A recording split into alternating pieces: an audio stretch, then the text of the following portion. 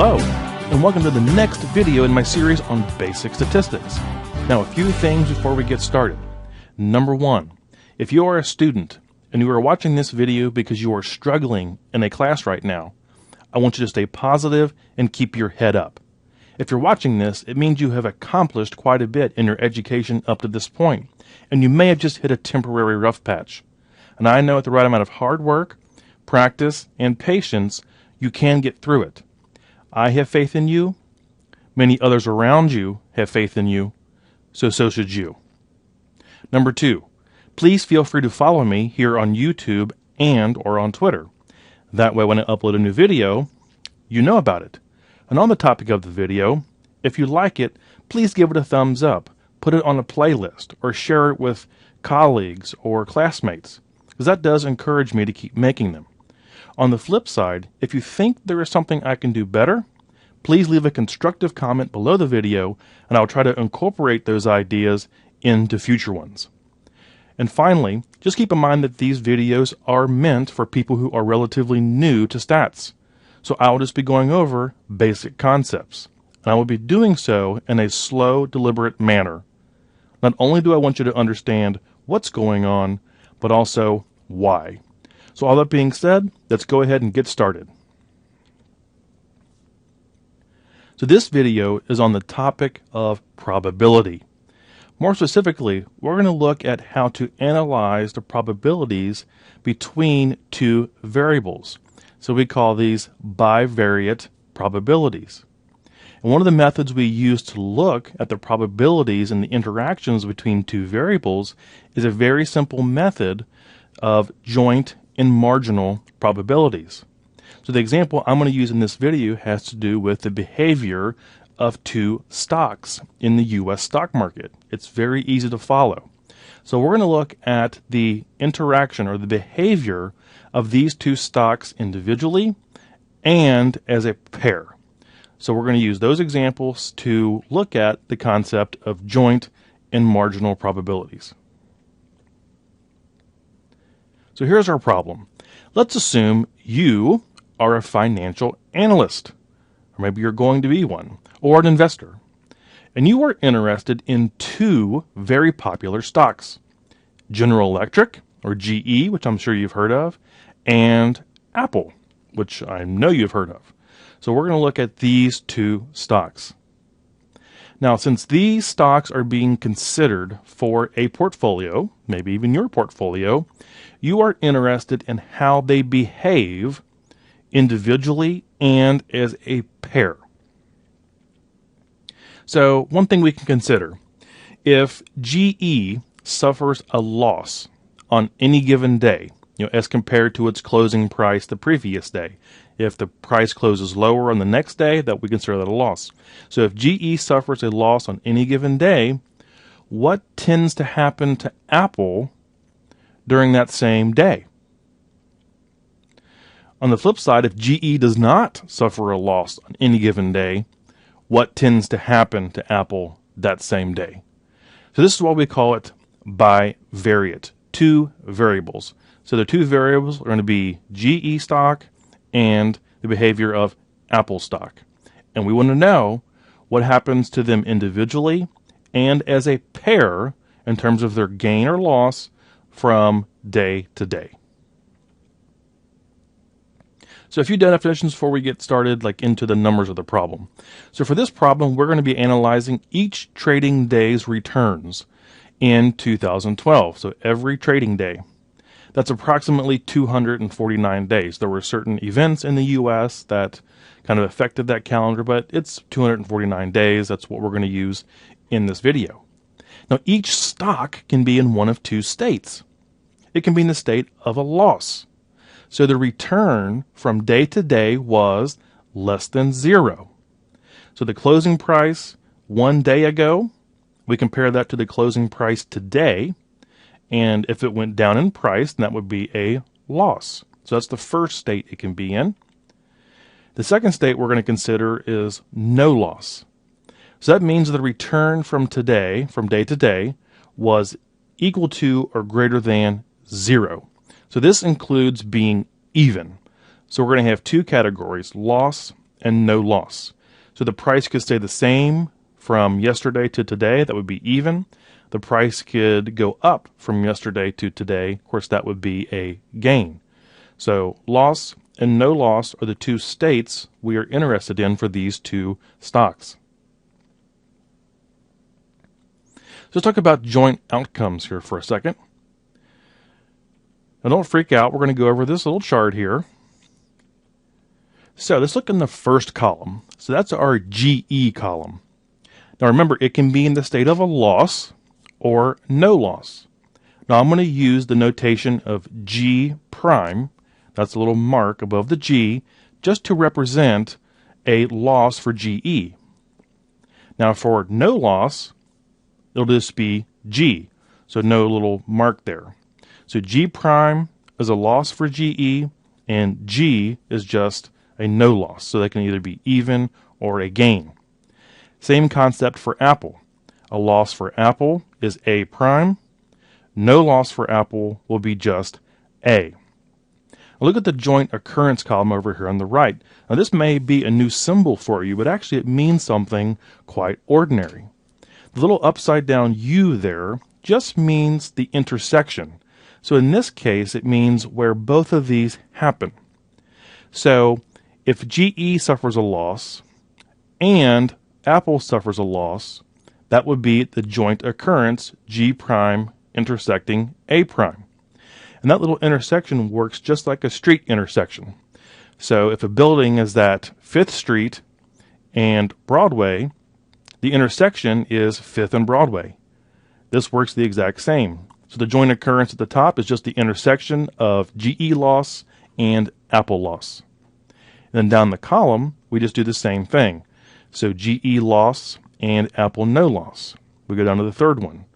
GE no loss intersecting with Apple's loss. And then the fourth option, or the fourth possibility, is no loss for GE and no loss for Apple on the same day as compared to its previous day. So those are the joint occurrences we're going to be looking at. And this will make more sense as we put some numbers into the table. So here's a table we're going to use. This is our joint outcome table. And let's look at a few things. So we have GE on the left. Those are going to be our rows. Apple at the top, that'll be our columns. Now what do these numbers actually mean? Well, let's take the first row. For GE loss, there were 119 days.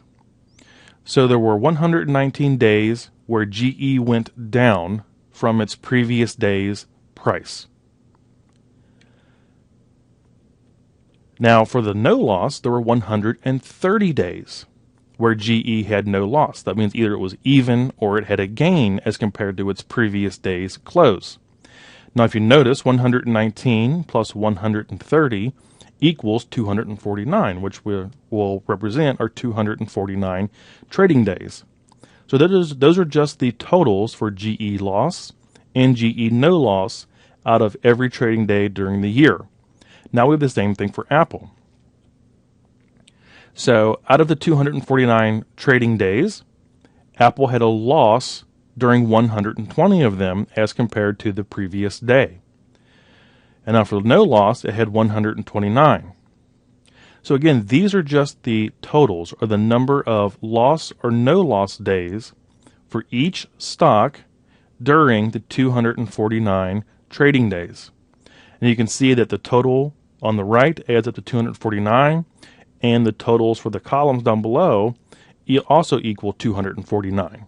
Now what's also pretty remarkable is that I chose these stocks kind of at random. I had no reason to pick GE or Apple, besides the fact that I figured everyone had heard of them. But look how close these are. So Apple's lost days were 120. GE's lost days were 119. So, to complement that, GE's no loss days were 130 and Apple's no loss days were 129. Look how similar those are. But that doesn't mean that they always moved together. So if GE had a loss one day, we don't know anything about whether or not Apple also had a loss along with it. So we're going to be looking at the behavior of these two stocks together, but these are just our totals in our columns and rows. Now what we can do in the middle is go ahead and put in our intersections or joint outcomes. So let's look here on the first row. We'll see that we have the intersection of GE loss and Apple loss. So that's G prime intersect A prime there in the red. And it literally means intersection in the table. That is where that row and that column intersect literally in the table. Now if we go across to the purple, we have G prime intersect A. So that's GE loss, Apple no loss. If we look down the lower left in the blue, we have GE no loss intersecting with Apple loss. And then in the lower right in the green, we have GE no loss and Apple no loss. So those are the four possibilities when we're looking at the joint behavior of these two stocks from day to day. And this is a very simple way of looking at stock movements, admittedly. But believe it or not, we can learn a lot about these two stocks just by doing this simple analysis. So here's where we're actually going to get the numbers into our table. And of course, if you look in the total rows and columns, so GE loss is G prime, GE no loss is G over there on the right, and then Apple loss is A prime down below, and Apple no loss is A. So I want you to see where the expressions are here, so when we put in the numbers, you know exactly what they represent. Now I went ahead and counted up all the occurrences based on this criteria. So what I found out is that from day to day, there were 65 days where GE suffered a loss and Apple suffered a loss at the same time. So if we compared their stock price to the previous day, there were 65 occurrences where they both went down from the previous day. Now if you go to the lower right where the 75 is, there were 75 days out of those 249 where GE had no loss, along with Apple suffering no loss. And then the 55 and 54 are just the intersections of sort of the opposite behavior. So for 55, GE had no loss, but Apple did have a loss for 55 days. And then 54, GE suffered a loss, but Apple didn't. And again, this is on the same day. Now, of course, if we add all those up, what do they add up to? 249. Now also, if we add the columns, 65 plus 55 is 120. 54 plus 75 is 129. Now if we add across the rows, 65 plus 54 is 119. And 55 plus 75 is 130. So here is our joint outcome table. We have everything in the middle, and then our totals on the right-hand side and the totals below. Now we can ask questions here, and this is going to actually sort of segue into the next video. But let's say we ask ourselves, let's say we are walking along the street, maybe in New York, and we just have a second and the stock ticker for Apple goes by. And it said Apple was up, 0.2%. So it had no loss. Now, we're in a hurry, so we don't see the GE ticker symbol. But if we know that Apple had no loss, what can we say about the probability as far as what happened to GE? So once we know that, we can use some what are called conditional probabilities to find that out. And this table allows us to do that. But I'm kind of getting ahead of what we're doing in this video to sort of show you where we are going. Now we can find our joint and marginal probabilities. So all we do to find the probability is divide each number in our table by the total. So you can see all we did was divide everything by 249 to turn these into probabilities. Or you can think of it as the decimal percentage point. Either way, so divide everything by 249 and then we'll get our probabilities. Now when we do that, here's what we get. And this starts to tell us a little bit more about our data. Now, I've highlighted a couple areas in there, so I want to tell you what they are. In the blue in the middle, those are our joint probabilities. So those are the outcomes where things like loss and no loss intersect, or no loss and no loss intersect, and so forth. So our joint probabilities are there in the middle. In the orange, on the ends in the rows and columns, those are our marginal probabilities. So let's talk about what each one of those means.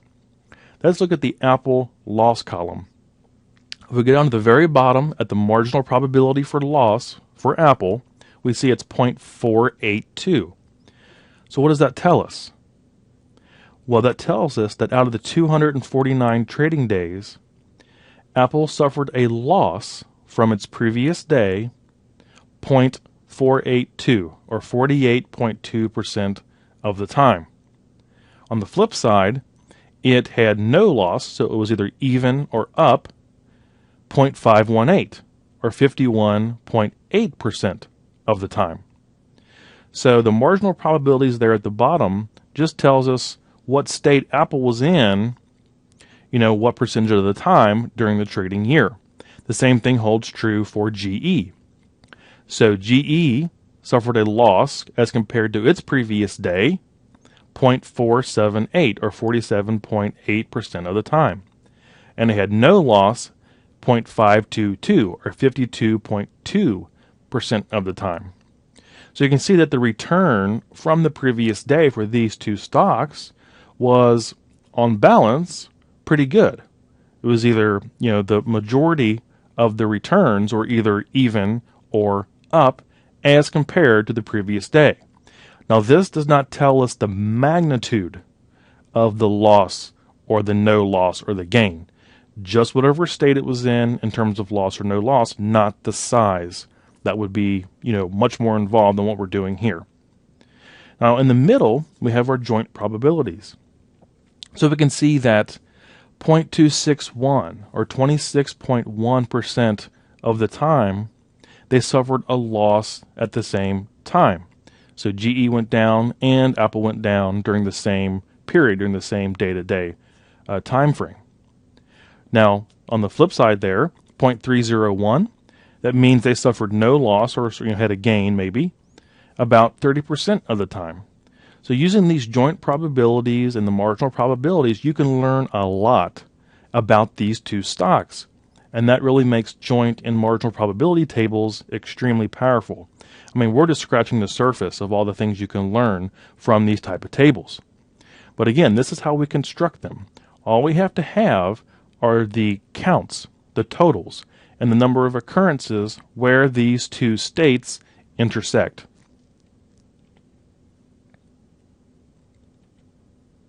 So what we can do in the next video, what we're going to do in the next video, is answer questions like this. Given whatever, what is the probability of whatever happening? So something like this. Given that Apple had no loss, what was the probability GE did have a loss?